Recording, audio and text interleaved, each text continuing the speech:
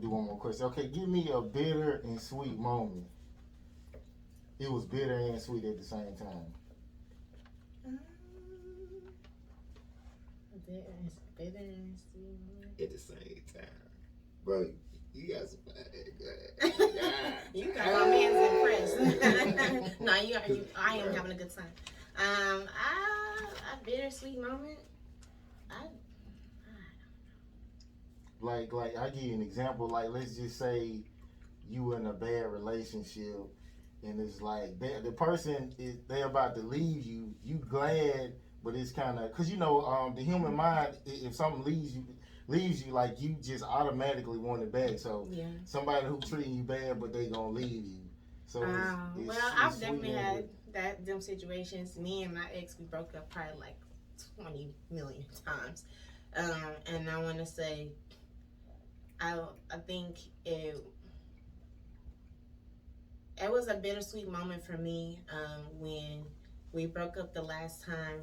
I went back to stay with my mom, and a lot of stuff he used to tell me all the time was that I couldn't make it on my own, that I couldn't move out and pay my own rent by myself, that because of my phobia after my dad passed, you can't drive on the highway, so how you gonna get back to Atlanta? You can't, like, he what I'm saying, would kind of make me feel that way and say that kind of stuff, and so I was afraid that I couldn't really live my life if I left him. And that was his game. You know what I'm saying? Yeah, that's his man, game. you need me. You always Everybody gonna got a need game me. Type yeah. thing. Yeah. I mean, and he cool now. He alright. He realized he had them demons fighting him.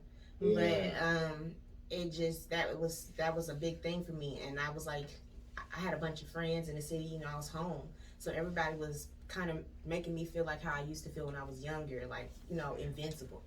And they all just kept telling me, like, you can do anything. And I was like, you know what? I can't do anything. I'm going back to Atlanta. Yeah. I'm getting my place back. And I don't give a fuck what they need to talk about. Yeah. Yes, then I was ready to do it.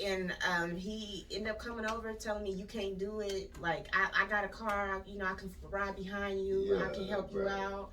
And I just realized, like, he kept having an excuse for everything I had to say. I was like, well, I don't need you to do that. I'm going to just drive in my car. Okay, well, why don't I do this? Oh, well, why don't I do that? Well, why don't I? And I was just like, he just saying anything. And then he just got mad, like a flip of a switch, and was like, you going to leave me down here? We came down here together. How dare you leave me down here? And that was like, I was like, yeah, you don't want the best for me. I used to think that we was at least friends. And you wanted the best for me. Just talking to an open person, just the two things, like male and female in the relationships, excuses and fucking liars. Like what? It's like just you what ain't you gotta learn, lie like, about that. People be going crazy about certain things, but people personalities his was more like, I call it everything must go, is what I call it, because it's like it's a sale. So you got to say anything, do anything to keep this motherfucker around. What else I got in my ass to pull out to say? Oh, also you can't do that because it was a everything must go type of vibe, and I was just like, thank you for coming by, thank you for trying to be helpful. Please leave. And we didn't talk again for a long time until I went down there and I got down there and I took the roadway, y'all. It took me 12 hours to get back to Atlanta. But the Lord was with me, I made it here. Yeah, but for any guy, you better off making the woman feel like you need, you know what I'm saying? You need her instead of trying to put her down and make her feel like it's the other way around.